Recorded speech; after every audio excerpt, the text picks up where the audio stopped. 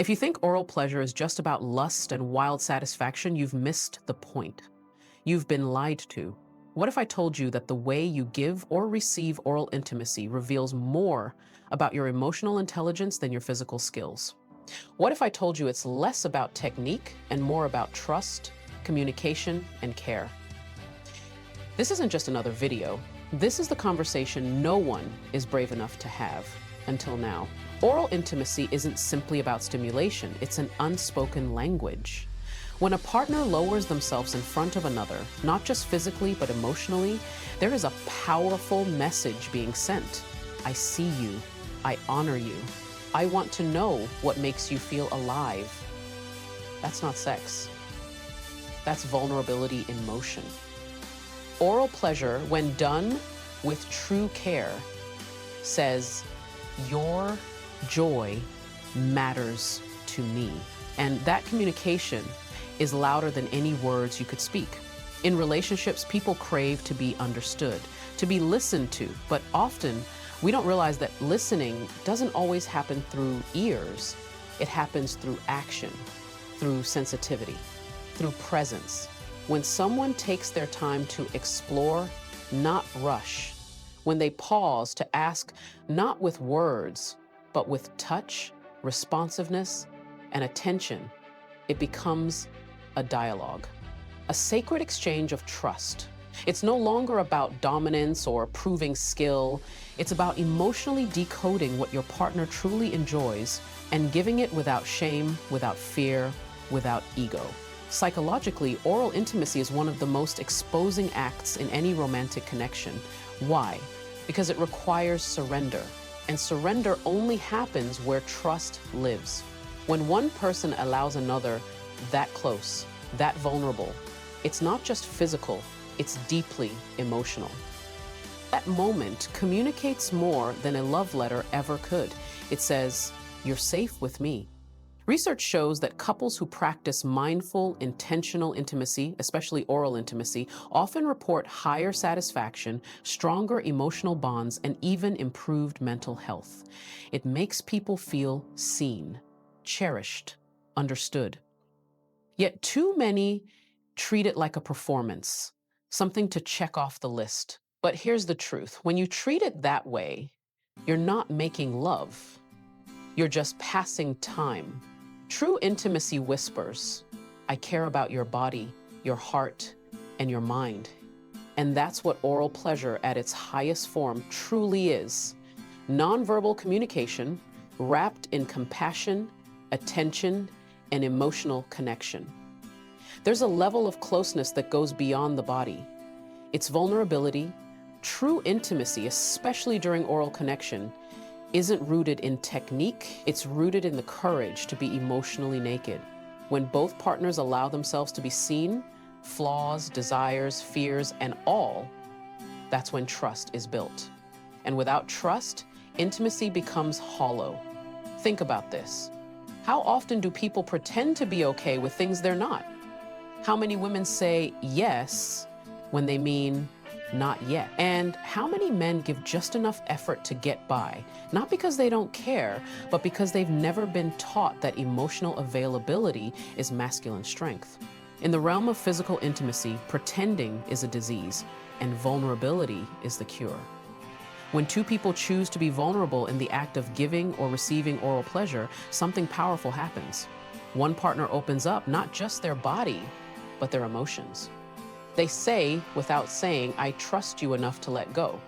The other partner, when tuned in, responds not with selfish urgency, but with attentiveness, patience, and empathy. That back and forth creates a bond stronger than any verbal promise. This is the secret no one teaches us. Intimacy isn't about how much skin you touch, it's about how deeply you feel. And vulnerability isn't weakness, it's the ultimate form of connection. But it takes maturity, it takes emotional intelligence, and yes, it takes practice. There's a reason many women hesitate to speak up during oral intimacy. Fear of judgment, fear of being labeled, fear of rejection. And men too. Some fear not being good enough, not doing it right, or being compared to someone else. But when both parties can be open, express their wants, needs, and boundaries without fear, that's when trust blooms. Mutual vulnerability means being able to say, I like this, or I don't feel safe doing that yet, and knowing you'll still be loved and respected. It's being able to explore pleasure, not as a performance, but as a shared journey. That's intimacy, that's healing, that's trust. Psychologists affirm that physical acts that involve vulnerability, like oral intimacy, can rapidly build or destroy trust, depending on how they're approached. In fact, taking a deep dive into people's own physiology helps to create trust development. This is where the concept of vulnerability can build and destroy trust, depending on how they're approached. If it's rushed, demanded, or disconnected, it can damage a partner's sense of emotional safety. But when it's slow, responsive, and consensual, it creates not just arousal, but emotional closeness that transcends the moment. When a man listens without ego and a woman shares without fear, when both are emotionally present, that's the moment intimacy transforms from physical into spiritual. In that space, you don't just touch skin, you touch soul. And in today's world, where people are starving for real connection, that kind of vulnerability is rare and priceless. Pleasure isn't just a physical response. It's a psychological experience. If a woman doesn't feel emotionally safe, her body won't fully relax.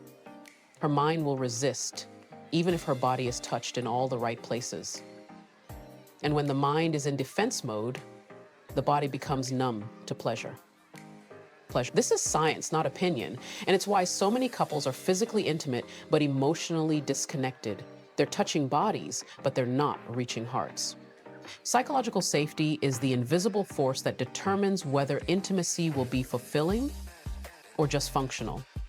It's what allows a woman to let go of shame, of fear, of the pressure to perform.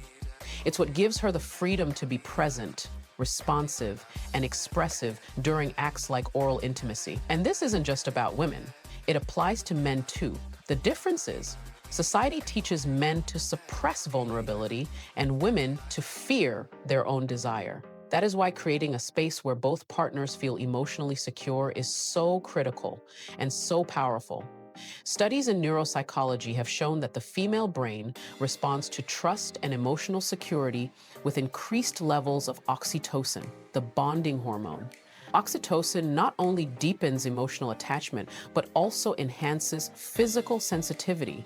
When a woman feels emotionally safe, her body literally becomes more receptive to pleasure. Her nervous system relaxes, her heart rate balances, and she begins to associate touch with connection, not threat. That's the biology of trust in motion. Without that safety, her mind becomes distracted. She's wondering if she looks right, if she's taking too long, if she's being judged. Her body is there, but her soul is guarded. And intimacy without soul is just routine. You might achieve physical satisfaction, but you'll miss the emotional nourishment that makes sex transformational. Creating psychological safety doesn't mean being perfect. It means being present. It means showing that you care more about your partner's experience than your ego. It's asking questions like, does this feel good, or would you like to slow down? It's responding to nonverbal cues, noticing when your partner tenses up, and adjusting. That's what real lovers do, not players, not amateurs, real emotionally mature lovers. The irony? When emotional safety exists, pleasure becomes bolder, deeper, more explorative. Because when fear is gone, curiosity awakens. When shame is removed, confidence rises. Suddenly, both partners are not just touching, they're co-creating a moment of deep emotional connection. So if you want to be truly unforgettable in your partner's life, forget trying to be the most skilled in the bedroom. Be the safest. Be the one they can lose themselves with, not because they escaped reality, but because they finally felt free enough to enjoy it. Emotional safety isn't a bonus. It's the foundation. And the couples who understand that are the ones who don't just have sex, they make love in the deepest sense of the word. Real intimacy isn't loud, it's intelligent. It isn't just about how good you are at a particular act, it's about how well you can listen, not with your ears, with your presence, with your attention, with your ability to read and respond to the subtle language of her body. Because here's the raw truth. A woman's deepest reactions don't come from what you do, they come from how attuned you are when you're doing it. Most men are focused on performance. They're asking, am I doing it right? But the men who create unforgettable intimacy, they're asking, is she responding? And more importantly, how is her body speaking to me right now? That mindset shift changes everything. You see, when a woman is being touched, kissed, or pleasured, especially during deeply personal acts like oral sex, her body speaks in whispers. The way she breathes, the way she arches, the subtle moan that lasts a fraction longer, the slight tensing of her thighs, the softening of her stomach. These are not just random responses. They're her nervous system's way of guiding you. And when you pay attention to those signs, when you follow her rhythm instead of forcing your own, she trusts you. And when she trusts you, she lets go. And when she lets go, that's when the magic happens. This is not romantic fantasy, this is science. Neuroscience confirms that emotional attunement heightens arousal. That's because the brain is the biggest sex organ. When a woman feels seen, heard, and understood, even in silence, her body rewards you with deeper responsiveness. Her pleasure intensifies. Her body becomes more alive, more sensitive, more surrendered. Not because you're doing something outrageous, but because you're noticing. The tragedy is that most people skip this step. They think technique is everything. They study positions and moves and tricks, but they forget the one thing that separates average from extraordinary: presence. It's not about what you do, it's about what you notice. You don't need to ask her what she wants if you've already learned how she responds. And here's the secret that elite lovers know. Her body will tell you everything if you're humble enough to listen. So instead of rushing, slow down. Instead of assuming, observe. Instead of dominating, connect. Watch her eyes. Watch her breath. Watch how her energy shifts when you touch her here instead of there. Does she draw closer or pull away? Is she holding tension or surrendering into softness? Because the greatest intimacy is co-created. It's not about one person doing something with each other. It's about both people doing something with each other. That's what makes it unforgettable. That's what makes it healing. That's what makes it real. Responsive feedback is not a skill you learn once. It's a practice, it's an art. And when you master it, you don't just become better in bed, you become impossible to forget. Here's what no one is telling you. Physical intimacy without emotional connection is hollow. It's like setting the table with gold plates and serving nothing but air. It might look beautiful from the outside, but inside, it's empty.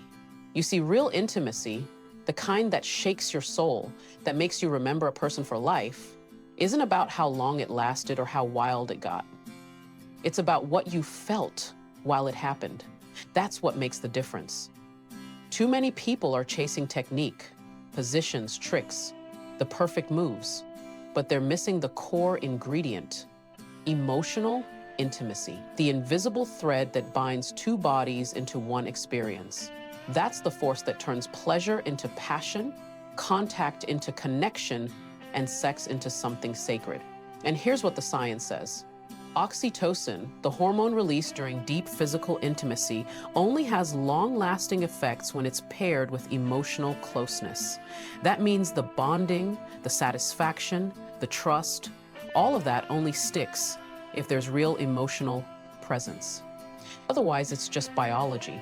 Temporary, fleeting, forgettable. Emotional intimacy isn't about constant words, it's about silent trust. It's in the way you look at each other, not with hunger, but with honesty. It's in the way you hold each other after, not as a duty, but as a desire to stay close. It's in the way you listen without judgment, touch without rushing, breathe in rhythm because you feel each other. When a woman feels emotionally close to a man, truly close, her nervous system softens, her guard drops, her need to control disappears. She enters a state of surrender not because she's weak, but because she's safe. She's allowed to receive without fear, to express without shame, to be seen without masks. That's not just pleasure, that's healing. And men? When you build that emotional intimacy with a woman, something incredible happens. She doesn't just respond to you, she returns your energy in ways that blow your mind. The passion becomes mutual, the giving becomes circular, and the connection, it becomes unforgettable.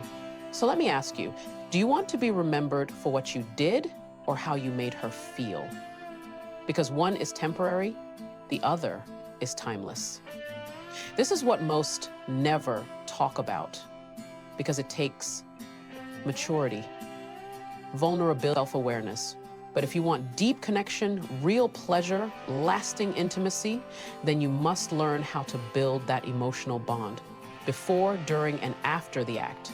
That's what makes love feel real.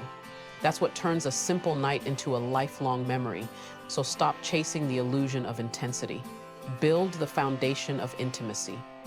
And you won't just touch her body, you'll touch her soul.